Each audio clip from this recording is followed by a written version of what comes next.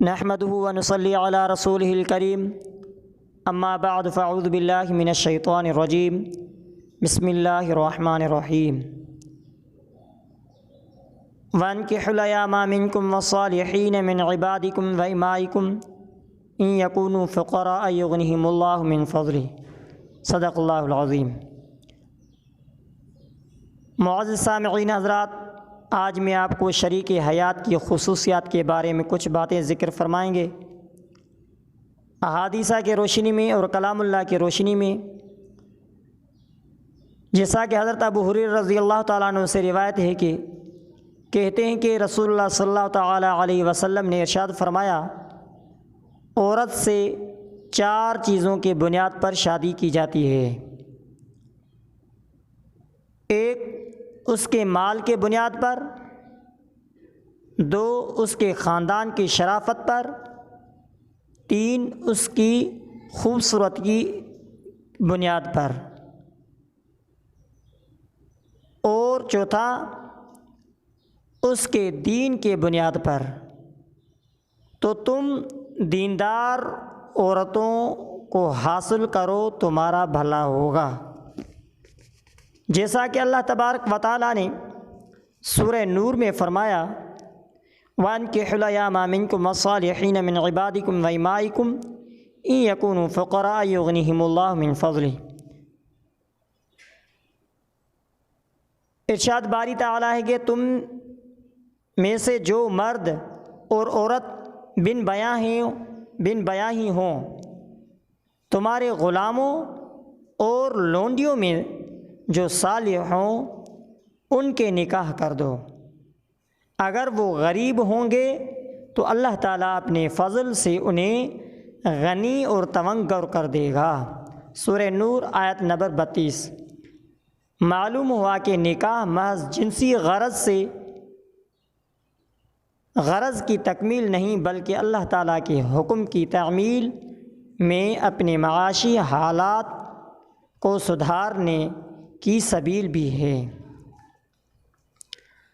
آپ نے ارشاد باری تعالیٰ اور احادیث مبارک آپ علیہ الصلاۃ والسلام کے روشنی میں مختصر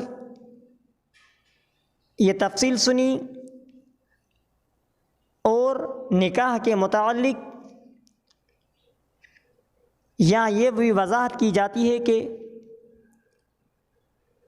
بہت ضروری ہے کہ رسول اللہ صلی اللہ علیہ وآلہ وسلم نے مال، حسب و نسب یا خاندانی وجاہت و شرافت کی بنیاد پر کسی خاتون سے نکاح کرنے کی ممانعت نہیں فرمائی، البتہ ان سب کے موجودگی میں اس کی دینداری کو انتخابی عمل میں ترجیح کا ذکر فرمایا ہے۔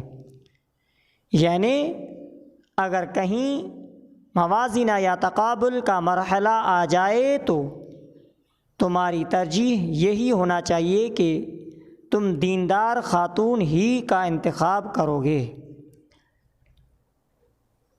جیسا کہ دوسری جگہ میں حضرت سعد بن ابی وقاص رضی اللہ تعالیٰ عنہ سے ایک حدیث اس طرح کی نقل کی ہے کہ آپ نے فرمایا، اے ابن آدم، کے لیے 3 چیزیں سعادت اور خوش بختی کی علامت ہیں، اور 3 ہی چیزیں بدبختی اور شقاوت کی نشانی ہے۔ فرمایا، نمبر 1 نیک بیوی ہو، نمبر 2 عمدہ اور کھلا گھر ہو، نمبر 3 بہترین سواری ہو۔ یہ سعادت ہے، اس کی خوش بخت ہونے پر دلالت کرتی ہے۔ نیز فرمایا، جو بدبختی جن چیزوں میں ہیں، گالم گلوچ کرنے والی بے ادب عورت، نمبر 2 خستہ حال گھر اور بری خستہ حال گھر، نمبر 3 بری سواری اس کی بدبختی کا سامان ہے۔ طبرانی میں یہی واقعہ ہے۔ جلیل القدر صحابی حضرت انس رضی اللہ تعالیٰ عنہ فرماتے ہیں کہ آپ علیہ الصلاۃ والسلام نے فرمایا، جس شخص کو اللہ تعالیٰ نے نیک اور دیندار بیوی عطا فرمائی تو سمجھیے کہ اس نے دین کا نصف حصے کے لیے اس کا معاون مہیا کر دیا ہے، باقی نصف حصہ میں اسے اللہ تعالیٰ سے ڈرتے رہنا چاہیے۔ اگر قدرت کے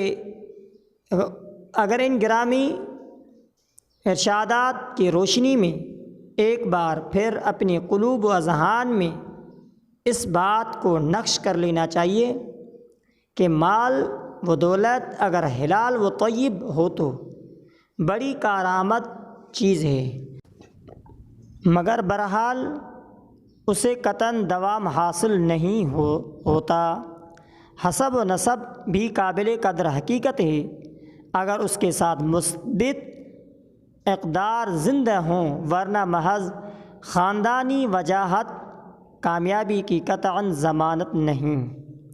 خوبصورتی اور حسن بلا شبہ کشش کا باعث ہے، مگر کیا کیجیے کہ وقت کے ساتھ ساتھ گہنا جاتا ہے۔ دین اور عمل صالح ہی ایسے قابل قدر جوہر ہیں کہ جس طرح وہ خود اجلے اور نکرے ہوتے ہیں، اسی طرح وہ آدمی کو اجالا اور محبوب بنا دیتے ہیں۔ ضروری بنتا ہے کہ ہم اس کو معیار انتخاب بنائیں اور احکم الحاکمین سے اس کی توفیق کی دعا کریں کہ وہی دلوں کا مالک اور ان کا پھیرنے والا ہے۔